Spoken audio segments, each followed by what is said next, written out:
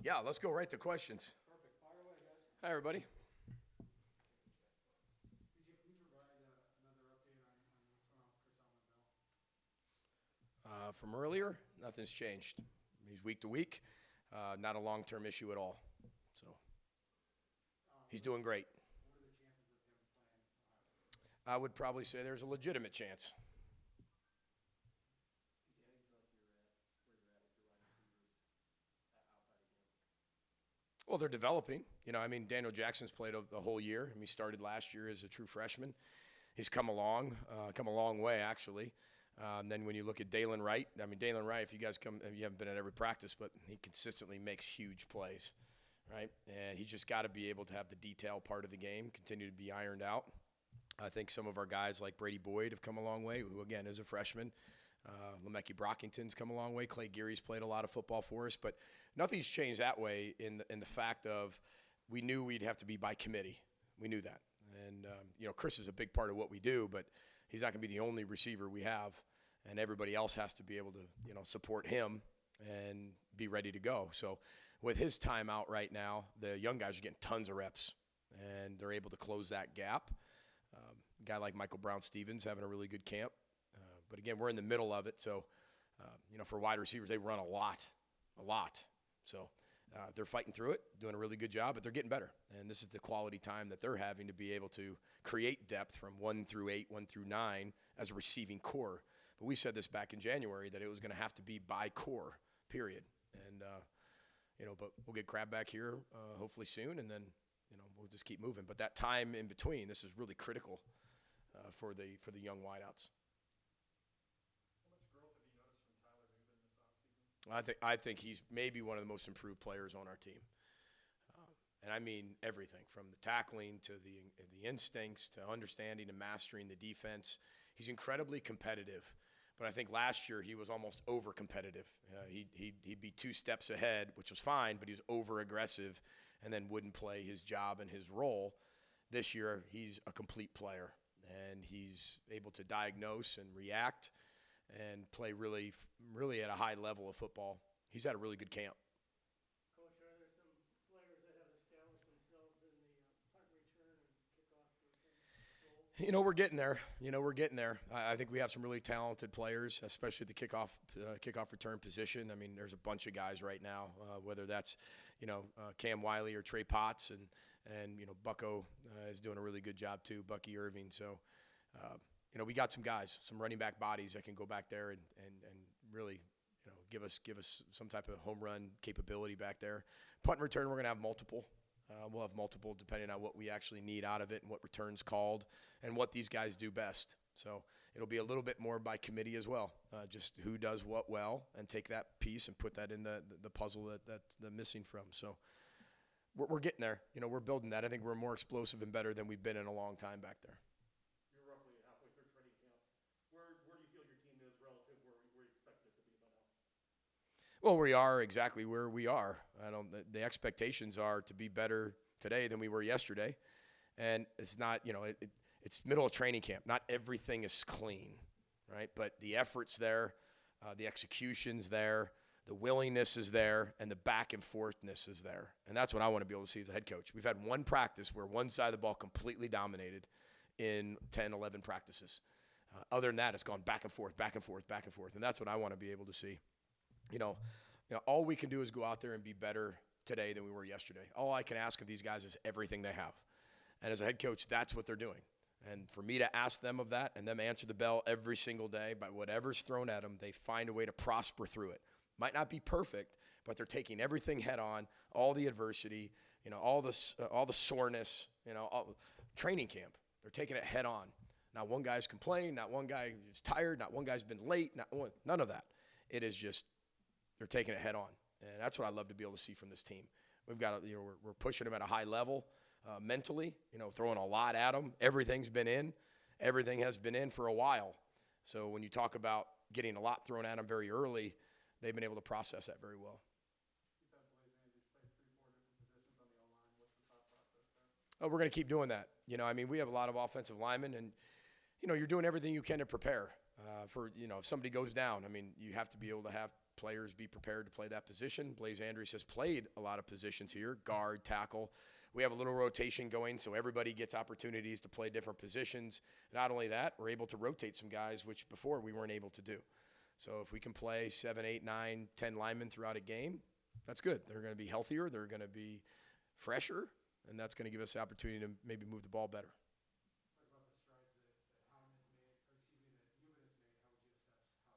Well, I think he's right there. I think both of those guys feed off each other. I think they've really taken control of the secondary. I would say that, the competition with each other, they play different positions, but they're competitive, and they're really good friends. So when one guy makes a play, the other one wants to be able to make a play. When one guy's hyped, the other one wants to be hyped. If the other guys have a slow start, the other guy gets him going. So those two have really done a wonderful job of meshing together, making our defense better, and creating a standard that's incredibly high. What stands out with Niles Pinckney? He's a dominating player. He's sneaky. For how big he is, he's sneaky. He's very twitched. He's long. His palm to pecs is what we call it in the violent disengage. There's times where he's going against, Curtis, who's a big man. Curtis is 355, 360 pounds. And, Curtis sometimes looks like he's 260 and just gets thrown out of the way. And there's Niles. He's got grown man strength. Grown man strength. He's got, a 3-year-old son, and, he is a grown man, and you can tell. But he's played a lot of football. He's experienced. He's very smart, very instinctual. He's always a step ahead. He anticipates very well, and he's really good at the point of attack. And anybody will tell you, if you got a really good front four that can take on double teams, take on blocks, and hold those blocks, your linebackers can make a lot of plays. When those double teams are able to come off and get to the second level, there's linemen always in your linebacker's face. Those are the runs that are 8, 9, 10, over and over and over, and that pop out for 40. He provides that anchor, and he's a veteran. He knows how to work. He's really smart. He's been helping the young guys. So I'm proud of his progress. He's got a long way to go. Standard's the standard. The standard's not going to come down. It's going to continue to rise, and, we got to go chase tomorrow.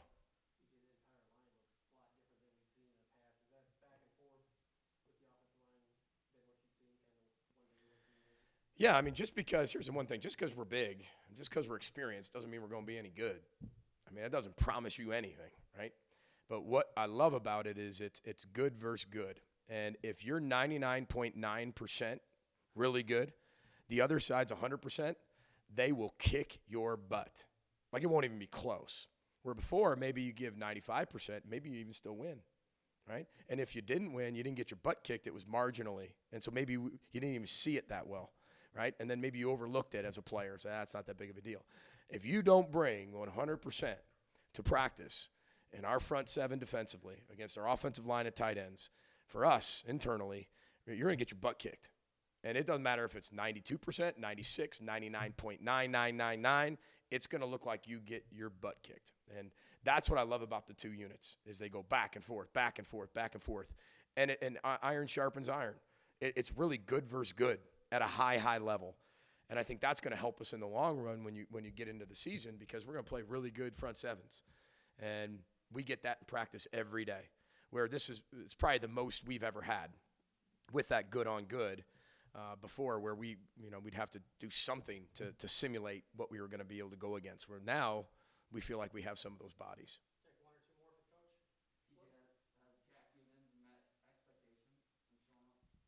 Yeah, expectations are always high for players that come in. We wouldn't have, if we didn't have high expectations of him, we wouldn't have brought him in. What we saw on film was a football player. I think there was a lot of questions on him. Could he run fast enough? Could he do this? Could he do that? Listen, you put that kid's film on, he is a football player. And that's what I love about him. He's a football player. He's very instinctual. He's very smart. He makes everybody else around him better. And he doesn't have bad days. He has hard days. He does not have a bad day. What I love about him and what he brings, and what I feel like this team is so fun to coach, is when they get out there, they love being out there. They love to practice. They love to play the game of football. That's hard to find, guys. That's really hard to find. I've had less than a handful of teams that love to go out there and practice, and he brings it. He can't wait to get on the practice field. So when we're talking expectations, whether he exceeded them, didn't exceed them, he is who he is, and he fits us perfectly. And he's going to change his best tomorrow and be better tomorrow than he is today.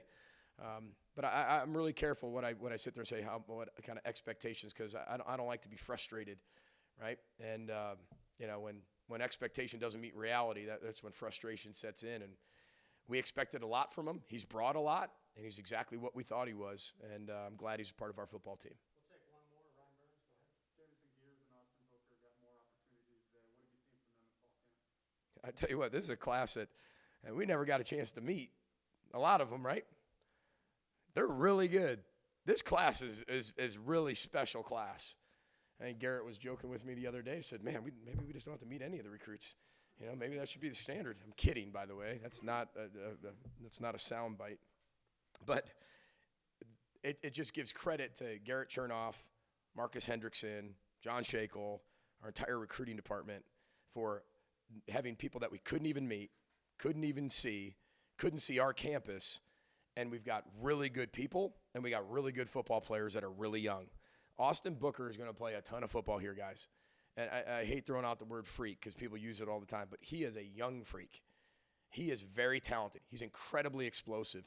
In summer conditioning, guys, he won every single sprint, every single one of them. And he was running the times of the skill positions, the wideouts and the DBs. He can run.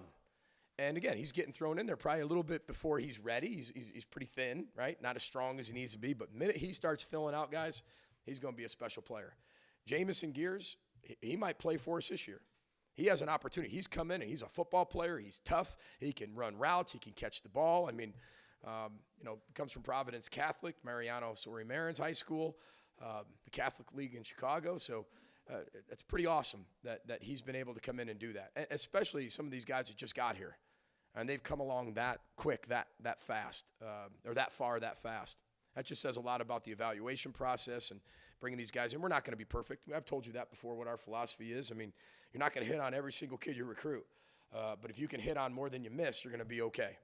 And this young freshman class is very talented. I get a chance to sit down with them every week. It's fun. It is a meeting with me and just the newcomers. And we've done this since the day they arrived, and I love it. Yesterday, we had a 55-minute conversation about relationships. And you can only imagine the questions they asked me. And you can ask me any question you want. And they asked me all types of questions. But that's the kind of conversations we have with each other, and it's really fun. So those two guys, as well as some other guys in that class, are going to be really good football players, and you might see some of them on the field this year. Awesome. Thank you, Coach. Got it. Row the boat, Sky, go Gophers. Thanks, everyone.